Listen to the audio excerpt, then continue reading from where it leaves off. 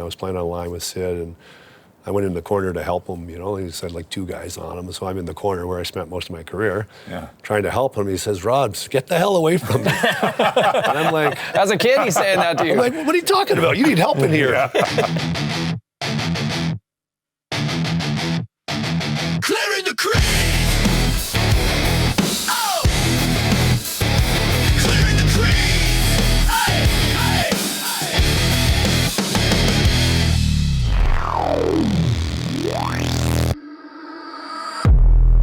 Hi, everybody. Welcome to the Clearing the Crease podcast powered by Ozone. And I'm James Cybulski alongside the Calder Trophy winner, Andrew Raycroft. We got Kami in the house, your favorite Stanley Cup winner, with all due respect. Although today you might be the second favorite Stanley Cup winner. There is no question about this. I'm lucky to be second. There's no question. I am second. We got an absolute rock star here in the house today. And also, like, maybe the rock of professional hockey, Gary Roberts. Man, Stanley Cups. You've kind of seen and done it all. Thanks so much for doing this. Really appreciate this. No, you're welcome. Nice to be here. I want to start in Ottawa because as a kid who grew up in Ottawa and going to 67s games, there you were winning Memorial Cups in 1984. But when I started in the media business as a kid, going to college, I covered the 67s. Right. And Brian Kilray was the general manager, and Brian is in his 90s now and still alive. Hi, Killer. Yeah. But you also went to the school of Brian Kilray as well. Like, what was that experience like? I mean, it was still cigars challenging and my memory. That was 1 years ago or something? But yeah. I mean, it's pretty fresh. Like, we had our reunion last year. So I organized a Wooden Sticks 40-year reunion for the Ottawa 67s. So for our Memorial Cup team. Darren Pang was part of that. Darren Pang, Bruce Cassidy. Bruce wasn't able to be there because he was in playoffs. Yeah. And we had an amazing time. And Brian Kilray, like, we were all amazed. He was 90. I think he's 90. And still sharp as a tack. Just turned 90. Sharp as a tack. Was still, like, at midnight, I'm falling asleep in my chair, and he's still running the room. And still telling stories, and his memory was amazing. I mean, certain people that had an impact on my life. My dad. And then I'd probably go to Brian Kilray. Wow. Yeah. As a 16-year-old leaving home, going to Ottawa, not getting off to the best start in Ottawa. Like, I had 2 fights in high school in the first month. Okay. And it was not good, right? And he Are almost you said, instigating those at the no, I promise. I do at promise. The high school? Like, at the high school. Okay, I was a 16-year-old, 16-year-old going to Ottawa, and for whatever reason got in an argument with a student in the class, and the teacher, he wanted to shut the door or shut the window or something, and it was too cold in the room or whatever. And I'm like, whatever, So he got pissed off at me for not shutting the window and took a swing at me, and then the teacher got involved. And then he shoved the teacher, and then as soon as he shoved the teacher, I guess that was my free pass to drill him. And so anyway, that's how you're 16 as this is all I'm 16, happening. my first year playing junior hockey. So the principal, they pulled me down. I walked through the lobby. I still remember seeing my teammates, right? I'm the youngest guy on the team. Yeah. And I got blood on my shirt, and I'm going to the principal's office, and I remember getting to the rink that day, and Brian Kilray brought me in, and he reamed me. And he said, hey, like, you're going home. We don't put up with this. Sure. I remember crying, just sitting there crying, saying, Killer, like, listen, I didn't, if anything, I was defending the teacher kind of thing. And he looked at me and he said, okay, don't let it happen again. And he let me off the hook, right? And I think the teacher basically called and said, hey, this wasn't Gary's deal. This was the other guy. So they saved me, right? Mr. Tobin, I still remember his name. There's certain things. I think there's certain things in your career that you're like, I remember that guy. Like, he saved me. If he didn't say that, maybe I'm not sitting here today. It's crazy. I could have got sent home. But that's a decision you make when you're young, right? Yeah. But so anyways, about 2 weeks later, his friend took a run at me in the hallway by the lockers. I was just about to say what happened in the second fight. So 2 weeks later, the guy's buddy came after me. I would imagine he learned a lesson. Well, at least that wasn't good. That wasn't good either. No. So I was back in Brian Kilray's office. So then I'm back in Brian Kilray's office, and now he's all over me. Right. And then once again, I was very fortunate. The principal, Tommy Ray, I still remember him, and Mr. Tobin, they went to bat for me and saved my junior career, basically. So I was that close to being sent home my first year in junior hockey. Brian yelled at me on a regular basis. One day I remember saying to him, Killer, like, why are you always yelling at me? And he says, kid, when I stop yelling at you, that's when you'll know I've given up on you. It was like okay. Yeah, yelling at you message. because I like you. Yeah, and you're 16. It's like even 16-year-olds today that go to junior hockey. I see it. I just having 2 boys go through it. You want to fit in. You want to be at the party. You want to be playing cards. You want to be everywhere. I remember Killer saying to me, like, this is your draft year, my second year. I'm calling you every night for curfew. Wow. And if you're not in, you're going home. Yeah. And he said, you got a chance to be a player. Yeah. But he said, if you hang out with the 20-year-olds and try and play cards and drink beer and smoke cigarettes, you're probably not playing hockey. Yeah. So anyways, what my whole point to that about Killer is he had a huge impact on my career. He taught respect, right? He taught respect. Like I shared, a different way than you teach it today. But he did it. you know. Yeah. But I mean, for me, it worked. I knew, like, if I crossed the line, he called me on it. I told a story years back to when I was doing the public address announcing for Homes games for the 67s. This is like 97-ish. And I may have told the story before on the podcast, so I'm sorry. But Ottawa was blowing out Oshawa one night. It was like a 7-2 game for a matinee game. They have a crowd of about 7,000 in there. 50-50 winner, randomly enough, guys from Oshawa who wins. So here I am being 22 years old and cheeky going, well, you won't believe it, everybody, but Andrew Raycroft from Oshawa is today's 50-50 winner. So 7,000 fans in Ottawa, boo, right? Pissed, and then I follow up on the microphone thinking I'm all cheeky. Well, they got to win something today, right? And a lot of laughter, right? Yeah. Well, I get down to the room afterwards, and Brian Campbell and Nick Boynton were still playing with the 67s at that time. They're walking out of the room as I go to collect my $40 that I would get for working this public address. And they're like, hey, did Killer see you yet? I'm like, no, why? And they're like, oh, he's f***ing pissed. See ya. And off he goes. Like, wow, was he talking? I came around the corner and like Killer's holding court with the media doing his post-game scrum. And he lights me up. Like he sees me and he's like, shut the f*** up. You are a f***ing idiot. They already want to kick our ass bad enough. Shut the f*** up. And I'm like, oh my God, like, he's yelling at me for like that. Basically, that wasn't funny. Like, you don't need to provide any more motivation. Yeah. Kind of lit me up. And then as we kind of got into his room with Bert and and Tank and all those guys, and handed me a beer and kind of smirked and kind of like, yes, it was funny, but kind of just look, be respectful, right? And just kind of taught me a very valuable lesson, as only he could, right? But like lit me up, gave me my lecture, but then also kind of gave me the wink and the nod that okay, yes, it was funny, but time and a place. Yeah, ball never swears. You can tell that stuck with him. We're all scarred. We're all scarred with Yeah. certain stories for sure. But I mean, I could sit here all day and tell Brian Curry stories, and we did that night at Wooden Sticks last May. We had an amazing time. Oh, that's great. That must be incredible. I want to go to Calgary but we found a weird hack on your stats. You got 7 American League games in the middle of junior.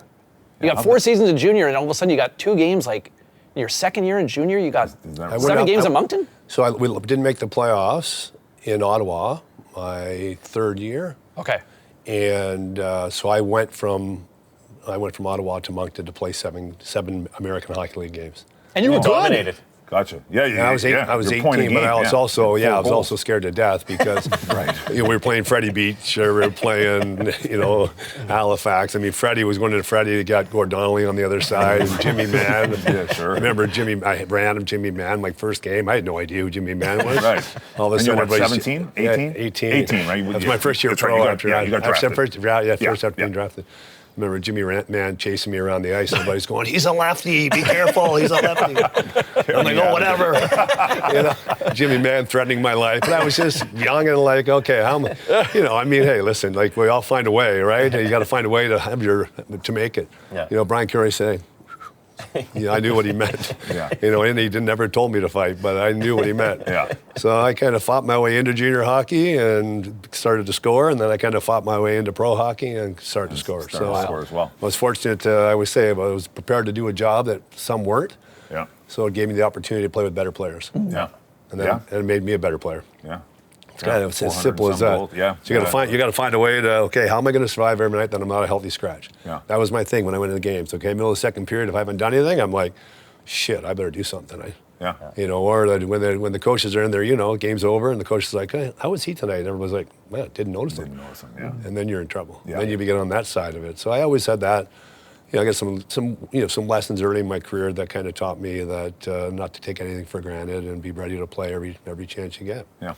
Let's take you out west, out to Calgary. We chatted there a couple of times, and you guys got a great group, the 89 Cup team, obviously. What a It team. seems like you guys are tight. Yeah. I guess first off, had you been out to Calgary much before? No, I try to go. I'd like to go to Calgary. I have wonderful friends still in Calgary. Keep in touch with them, and I would always try to go to Calgary, whether it was the Gordie Howe Alzheimer's event. I always tried to go every May. I built some gyms for my buddies in Calgary, so whenever I go, I got a free room near the gym in their basement. Yeah. So I try to make a point of going back. Yeah. What about when you were young? Like I mean, like did you know it? before Yeah. you started playing for, like when you went out there, was that your first time kind of out First west? time ever. That's okay. why I failed. That's what I was That's trying why to- I failed all the fitness tests. Okay. I was a lacrosse player. Right. Lacrosse player. Like, you know, lacrosse. You're tough as nails. You play lacrosse. Yeah. I protected Joe Newnick all summer. Yeah. So I had my fighting was good, well in tune because I was taking care of him playing lacrosse. I always tell him that I take care of him. But I get to Calgary, and I'm like, 2 mile run. I'm gonna bury this thing. I could run long distance. Yeah. And I had asthma my whole life. I've had asthma my whole life. So I use inhalers, but I only used them in Ontario when I needed them. Yeah. Whenever I got a cold, I'd start using my inhalers. Got to Calgary, and I had an asthma attack during the 2 mile run. So I'm a first round draft pick, 12th overall, going to Calgary. Yeah. The altitude just fried me. I'd never been to Calgary. Yeah. So here I am. I literally don't finish the run. And Badger Bob was a fitness guy, way ahead of his time. Yeah. And our players were way ahead of their time back then. We had a bunch of college guys that had played 3-4 years of college, and they were weightlifting at college back then. Junior hockey players weren't weightlifting. Sure. And I got a really rude awakening of how far away I was from being an NHL hockey player. Yeah. And Badger Bob, I still remember, I'm in a room with 70 guys at training camp, and he stands up and he starts talking about fitness testing. He said our first rounder was our worst prepared player at camp. Said that in front of everybody? Everybody. Yeah. So I sat there. Because that's how we did it those days, though, right? You called people out I publicly. sat there and I was like, did he just really say that? Yeah. And I always tell the story all the time, but if you could have beamed me up at any time in my career, that would have been it to get me out of that room. I couldn't get out of Calgary fast enough. Yeah. My first NHL training camp. So when I left that, I went back to Ottawa. We had a strength coach in Ottawa named him Lauren Goldenberg. Yeah. And I started working with Lauren. I spent my whole summer in Ottawa next year. And I said it's never going to happen to me again. I'll never fail fitness testing again. So I'm probably sitting here today. That's another lesson I learned early in my career. I wasn't prepared to play, got embarrassed badly, and made a decision. I either quit or get in better shape. Yeah. And that was kind of the start of me finding my way. And it's just another experience that you go through that you either turn left or turn right. And fortunately, I turned the right way. Yeah. So anyways. I didn't want to bring Barnaby up, but he told me I should ask Oh this my question. gosh. Yeah. Good thing I missed him. I thought he was here for me today. I might have Barney, but I might have had a shiner before the episode today. Barney said it. He told me last night. He goes, "Well, ask Gary this." He goes, and he did say, he goes, it was one of the most impressive things that I've ever seen. You got hurt in Calgary, and he said it was your first game back, and Barney was running his mouth, and he said, "Yeah, I ended up. I fought Gary." And he goes, I'm not going to tell you what I told him, but it wasn't very nice. Gary was pissed. He was chasing me around all game. And then I think you laid a licking on him and scored 4 goals. I think I had 3 or 4 goals. And It was then you like, still had no, I had the horse collar off at the time. I had gone through my rehab. Yeah. So I'd rehabbed 2 neck surgeries, and then I sat out for quite a long time. And then I came back to playing. It might have been, I don't know if it was the first game or third game, but I thought it was maybe the 3rd game back. But anyways, Barnaby made a gesture towards me and basically said, I don't really care about your effing neck. I'll run you from behind, is what he said. That is rude. And I came unglued, gloves off, trying to chase him. You can probably find the highlight. Yeah. And then I stepped on his stick, and I went down, and then I went back up and was chasing him around. Yeah. I was not. It was not impressive, But I mean, that's what he did, right? He got under people's skin, and he found a way to under my skin that night. It just worked out that I got a few goals as well, so it didn't feel quite as bad when the game was over and we 4 had won. goals. I think they were against Hasek too, so it was pretty good. Well, goal. Barney was probably pumped about that after what he told us earlier. Pretty good goal to score a hat trick on. So, anyways, Him and I are still buddies. I think the last time I saw Barney, I said this, he was doing push-ups in a hotel in Calgary at a Gordie Alzheimer's event. Yeah. He was trying to show me he could still do push-ups. Oh, yeah. Problem is, it was like 2 o'clock in the morning, I think, in the lobby of the hotel, and there was a wedding or some kind of party ending, and everybody was watching this guy do push-ups on the hotel floor. So whatever, it's all fun and games. Yeah. From Calgary, you went out to Carol. How did you end up out in Calgary? Did you get traded, or was you? So when I finally retired, I came back from that comeback, and I got hit against Chicago one night in Calgary, and had the burners kind of came back. Right, lost the feeling of both my arms, and I said after all the rehab, after the surgeries, if I got bad burners again, I was going to retire. So I basically got hit before playoffs. Robs, what year is that? That was 94? No, sorry, not 94, 95, I think. Okay. And then how did it first start? I got hit from behind in Toronto from Bob Rouse. Hit me from behind. I dumped the puck in Maple Leaf Gardens. Yeah. And Bob Rouse was playing for the Leafs, and I was playing for Calgary. And it was like early 90s maybe, or late, like maybe 90, 91. Yeah. And he hit me from behind. And I went to the boards and carried me off on a stretcher at Maple Leaf Gardens. So I had no feeling in my arms for, I'm talking 30 minutes probably. Oh, I couldn't feel my arms. Smokes. And they took me to Wellesley Hospital. They cut the equipment off me and they put me in a scan. And they just said, you've got severe nerve damage. Like nothing's broken. My neck was, I didn't have any disc issue at the time. But that was the start of the narrowing of my disc, right? I started to lose feeling in my arms. And you're still late 20s here, right? I was late 20s, yeah. I'd had a couple of good years. Yeah. And then it was probably, I think it was 27 when that started to happen. And then I played with it for 3 years, like literally. Just playing through it? Yeah, literally. I mean, hey, listen, at 30, and listen, I mean, everybody has their story, and everybody's played hurt, so I'm not, But I couldn't, you were kind of a medical marvel. 1994 playoffs against Vancouver, and when Burray scored in triple, in I think it was, I don't know if it was triple overtime, but it was overtime he scored. Yeah, we were up 3-1 in the series. Vancouver came back, beat us 4 games to 3. It comes up as somebody who lives in Vancouver. That series comes up from time to time. Yeah, like I literally couldn't defend myself. I couldn't cut my food. I couldn't cut my food. Wow. Like I'd have Ronnie Stern would help me get dressed. And you're playing in that series? Yeah, I played in that series. Ronnie Stern would help me get dressed. I could barely tie my skates. I had no feeling in my right arm at all. Like if I put my right arm up, it would just fall down. Oh, and then we lost that playoff round. And I'd say it was like the one time in my career I was happy I didn't have to go to the rink the next day. Because I couldn't defend myself. It's one thing to play. I would just go in front of the net. And, a friend of mine who I play with in Calgary, Dana Merzen, would just cross-check me from behind. And I'm like, bastard. But I couldn't do anything. Couldn't do anything about it, Yeah, I couldn't really do it. So I took a beating. So anyways, that's why I ended up obviously retiring and getting away from the game, and then kind of, and reinvented myself. I went away from the game in, I'm losing track now, 96, right? And then I stopped playing.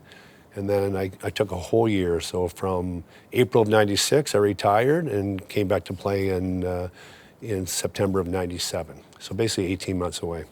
Yeah. And just tried to play golf for the first few months in Calgary, me and Fleury. Yeah. And it was off season for Calgary, so it was kind of fun. But all of a sudden September came and my phone stopped ringing. All my buddies were back playing hockey. Yeah. I was 30 years old going like, okay, what am I going to do with my life? I was hanging out with Wayne McBean in Calgary. He had a golf corporate company doing like logoed hats and T-shirts and stuff. So I said, heck, I'll go in and hang out with Beaner. Yeah. So we became real good pals and hung out together. Go play squash in the afternoon, have a couple beers and some wings. Yeah. Did that program for a little while, and then nice. November rolled around. I went to a Flames game, and I remember going to that game and leaving. I couldn't watch the game. All my buddies were playing. I was 30 years old, retired, and I remember leaving that night, and I just said, "Shit, I got to get my shit together. I can't live like this." Yeah.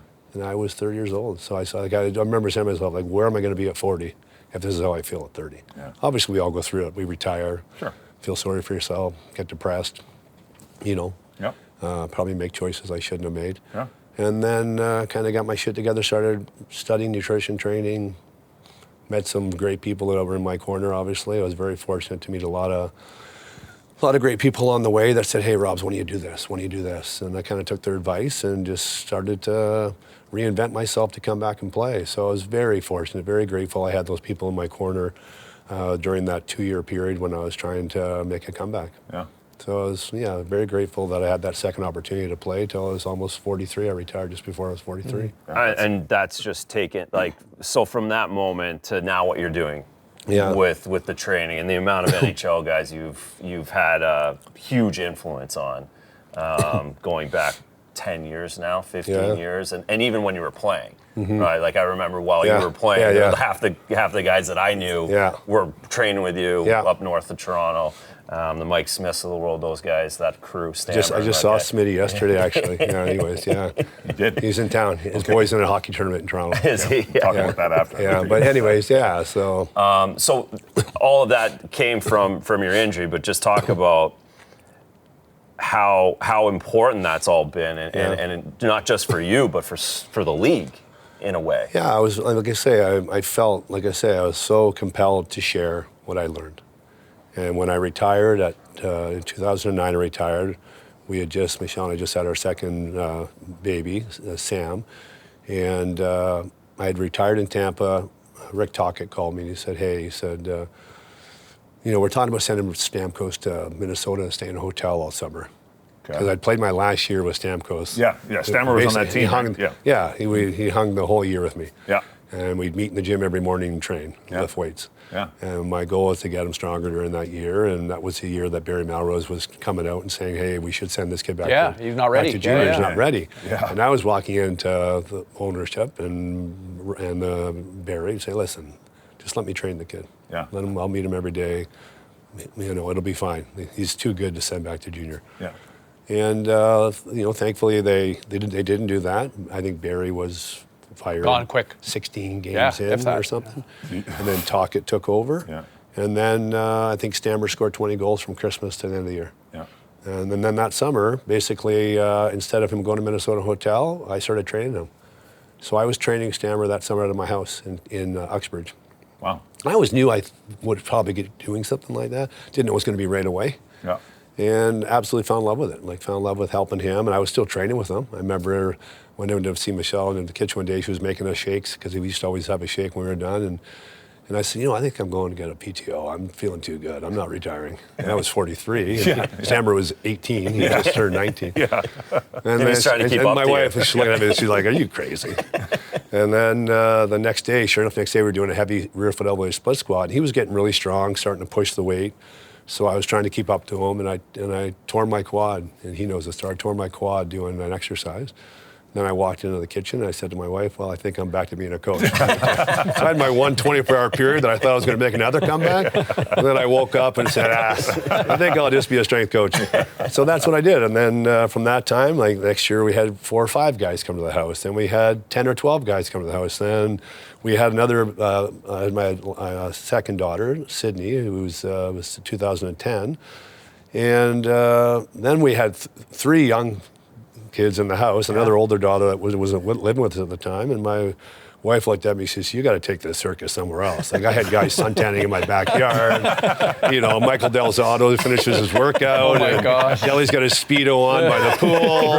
And I got my nannies up against the window checking out Del Zotto. And my wife's like, you got a complete circus going on here, because the guys would never leave. Right. They'd work out, they'd have a swim, the deli would show up with his bathing suit and his suntan lotion. At the resort. At the resort. Yeah, Basically, and then we'd go, and then the guys were like, hey, can we play wooden sticks? And then I was organizing tea times. I had a full concierge service going. So my wife finally said, you got to get this out of here. So then I ended up doing a deal with Fitness Institute in Toronto, and then we moved the company there for a while.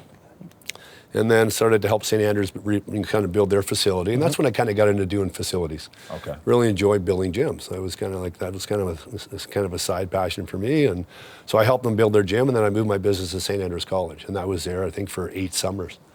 And then recently, I got into a new facility in Vaughan. This is a very broad question, but what's the method to the madness when sculpting a gym? I think for you, obviously, recognizing the athletes you're training, number one. Okay. Know your clients. Your clients. Who are your clients? Yeah. There's always putting equipment in that no one's going to use. Yeah. And nowadays, we need more space than machines. You go to the gyms that are all cluttered with machines, and you're kind of working around. Players need to move now. Half the workout they're moving. Yeah, but Yeah, we're doing some type of sprint with Dynamic a strength or- workout, something. Yeah, you need space. So my current gym now is a real big turf area in the middle, and then all my heavy racks and stuff on one side, and then my kind of performance trainers and dumbbells on the other wall. So just so you can kind of cycle people in and out is what I try to do. So you recognize in our facility, pros train in groups of 8, and then our young elite train in groups of 12. So you got to have space for players to move around. And if you were to see the operation, like it's full go. It's full go all summer, 6 a.m. till 6 p.m. Our place is full.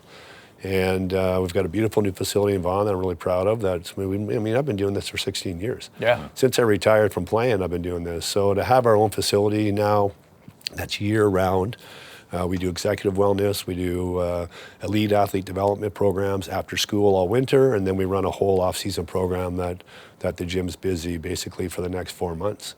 So April till September, we'll be smoking busy.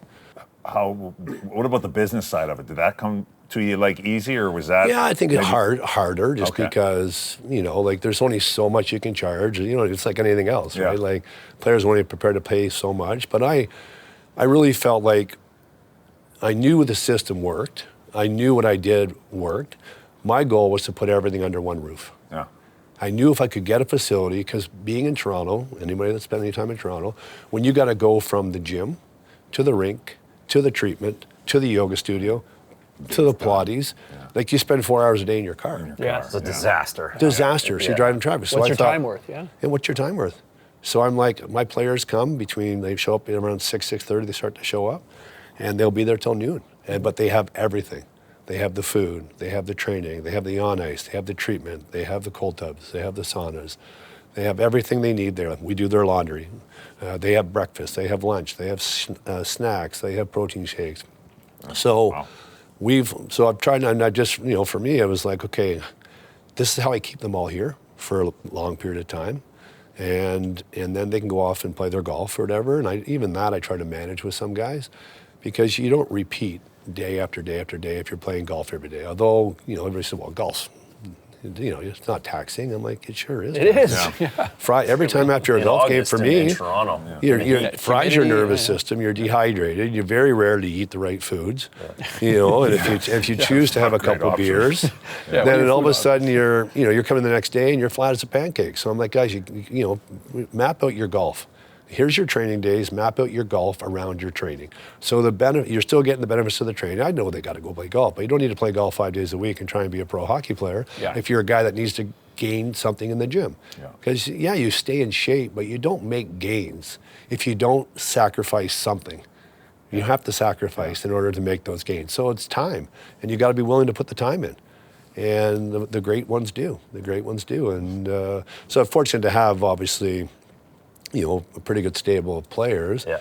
And when other players see those players work, they're like, that's how hard I have to work. Right. It's easy to see. Yeah. So that's what that was my question. I was coming in to and watch When him. you come in and watch him train, and you're Yeah. like, he's as dialed in as all of them. And I've been fortunate to have good people in our program that continue to help us drive the business too, right? And they're our best salesmen, right? Our pro players that do it year in and year out and prepare to play and sacrifice to be as great as they are. That's what the young guys learn from. I think that's what makes our facility what it is that my young players, I built an eatery upstairs, 50-seat eatery, and we'll have our NHL guys that'll be at a table. And I was worried about it at first, how it was going to the dynamic of it all. Yep. But then we've got our 17-year-olds at another table eating, and the pros eating at a table, and everybody's minding their own business. And we've developed a real nice culture where you mind your business. But my younger players get to see how those guys operate, see how they treat our staff, see how they operate every day. valuable And for those kids, they're yeah. pros for a reason, right? Yeah. The majority of the guys that make it do things the right way. When it comes to appreciating the people that do stuff for them. And I've been fortunate to build a team. I had people that supported me. And yes, I drove all over. I flew all over. I tried to get healthy. It was a big job. It's not easy. You get a big injury and you need support. And I've been fortunate. I've hired people that have been with me for over a decade. So I have had hardly any changes in my company. Loyalty, yeah. And Adrian and Sylvia are now partners with me in the business. So So I'm really fortunate to have them. I'm fortunate to have the strength coaches that we've hired. And it's not just me; it's a team behind the athlete that makes it successful, which has been amazing for me. That was like just the idea that I think it's no coincidence that McDavid has been around you, Stammer, you played with him as well, and has a long reputation of being a fitness junkie. Yeah. And then you also played with young Sid. Yeah. Right. I mean, you kind of alluded to this, but what makes the greats great? And it's sacrifice. And they have talent. Do you see an alignment with all three of those? Of course. And I watched it with Sid as a player.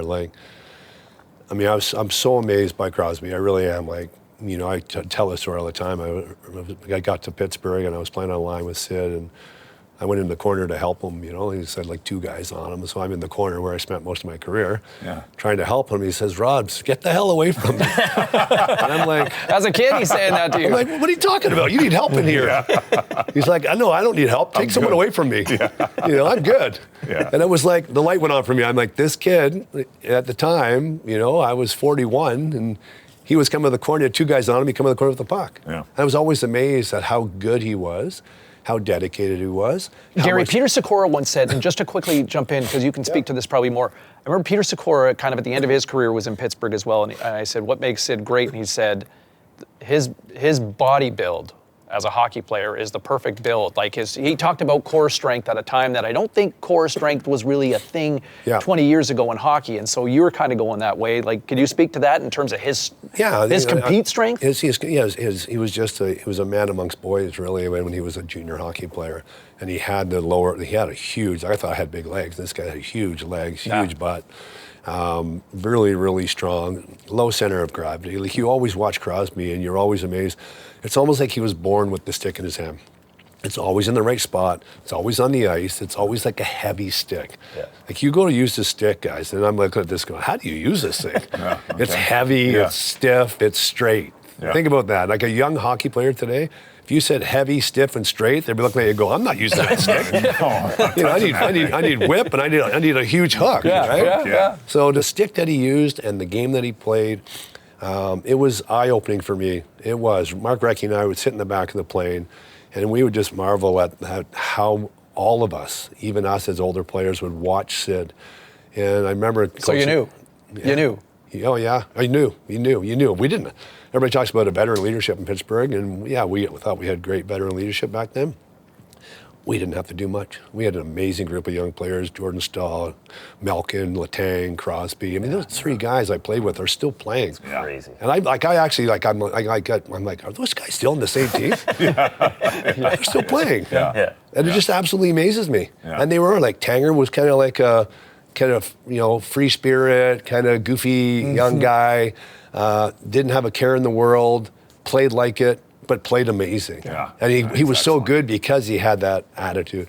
And Sid, I watched him off the ice. I watched him have an ankle injury at one point, and he had lace bite really bad, and I was out at the same time injured. And he was in the back with an obstacle course for 45 minutes, just stick handling through this obstacle course. And he would take the time to cut his stick off, so it was like he was in his skates. And he would stick handle through this obstacle course. Yeah, okay. So of course me, right? Think of that. You and I, you're like, so I'd go in the gym. I'm going in the gym, but that's when I saw the game turning, not just gym, but more skill, right? Yeah. And Crosby was like that, Stamkos was like that. But I remember going in and I said, here, let me try that with Sid one day, right?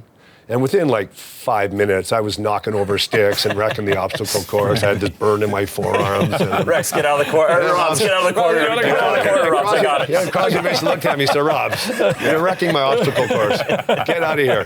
So he kicked me out of working on my stick handling. I was 41, started working my stick handling. I'm like, I think we're a little late for that. I feel a little late. But anyways, but it was good for me. I got to see how Sid prepared. I got to see just how much time he put in, and I just reflect on showing up at the rink at 8:30 in the morning, and I hear the guy on the ice, and I go out there, and I'm like, we just played the night before, and I'm looking at him, I open the door, I'm like, what are you doing out here? It's Crosby. Yeah. And he's out there with Mike Yeo, and 8 o'clock in the morning. And he says, Robs, I hated my hands last night. And I looked at him and I just said, how do you think the rest of us feel? If you didn't like yours, yeah. How do you think the rest of us feel? But that was what he did. And I don't think, he had all the other attributes. He had the strength, he had the skill, he had the will to be as good, and he was young. So it was good for me. I got to see that, and then I went and saw it, and then I played with Stammer, and that's when I started to see that we're going to have to adjust all the off-ice training for the amount of on-ice training that these young players are doing. Because they actually skate too much, in my opinion now. But you have to be careful you don't over-program a player in the summertime because he still wants to skate. They still want to be out. They still want to touch the ice because that's where they feel like they lose their feel. So I'm all for it within reason. But if your goal is to get stronger, you do need to take that time off to develop the strength you need to play, right? And that's where our challenge is with players today is trying to get them to rest a little bit and get off the ice and get in the gym more.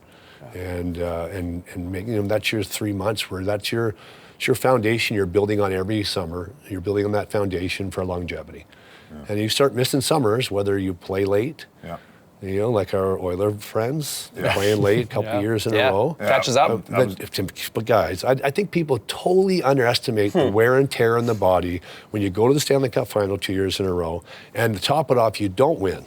Yeah. And now you're back in the playoffs again with 2 summers of basically just staying even, I call it. Like you're not making gains. You're just trying to get healthy to go back to training camp. Yeah. And I don't think people underestimate just how hard it is on the body to play that long, year after year, and try to repeat it. It's basically impossible. Especially today, in today's game. It's not sustainable, I don't think. Not with the speed. Like we're not going to see another Islanders 4 straight cups for the Habs. I don't think so. I think the parity's too great. I think you guys can look at it right now. We could all probably pick a different team that's going to win the Stanley Cup right now, and all be wrong. Yeah. That's how close. That's how close it is, and that's. We're really good at getting it wrong. Yeah, we are. You good at getting it wrong? Maybe no, you're good. Well, I think I said something else the other day, and out of the blue, I love Roddy Brindamore. He was a teammate, and I love what he stands for, and I picked Carolina. I said I think Carolina's going to win the Cup. Yeah. And that was after watching them play Ottawa. But obviously, he's got their team playing pretty well. But I could be, dreadfully wrong too. Yeah. My last one. So to touch on what you were just saying. So McDavid just, the Oilers just lost out a couple nights ago or whatever. Yeah. Like ideally, when would you like him back in the gym? Or are you telling him hey, I don't want to see you for a few or take a couple weeks, or how does that work? Based on the last few years too. Listen, I mean, he was in the gym 5 days after they lost last year. Yeah. And he, respectfully, I don't, tell his business, but he had a busy summer ahead. Yeah. And he knew it was going to be a short summer because they went through it the year before. Mm-hmm. He's a smart guy. He's like, heck, I don't want to spend too much time. I got 3 weddings to go to. Yeah. All right. So can eat your summer. Well, I always tell my guys a lot of pretend drinking this weekend. But it's true. With all these young guys, it's true. You get a late season, and then all these young guys, I get it. Your teammates are getting married. You're going to weddings. You're staying in hotels. It's tough to stay disciplined, and I know for him, he just thought that he didn't want to get out of shape. He knew he had weekends already planned that he was going to be away, and that's him. But that's kind of what you have to do. Yeah. You have to, season's over, quick evaluation. How's my body feel? What do I think I need to do right now for the next 2 weeks to get my body ready to train hard? And if it's rehab because you're injured, then it's rehab. Mm-hmm. But if it's just rest, a mental rest, then go get your mental rest. Go away, do whatever you got to do, play some golf, stay active. But within 2 to 3 weeks, the guys are back in the gym. Yeah. Because you literally don't want to get out of shape. Yeah. You have your nights, go out and have your nights. How long does it take to get out of shape? For anybody like the average person, real quick. Well, I mean, the way Tommy lives, probably just a couple of days. Day and a half. Yesterday.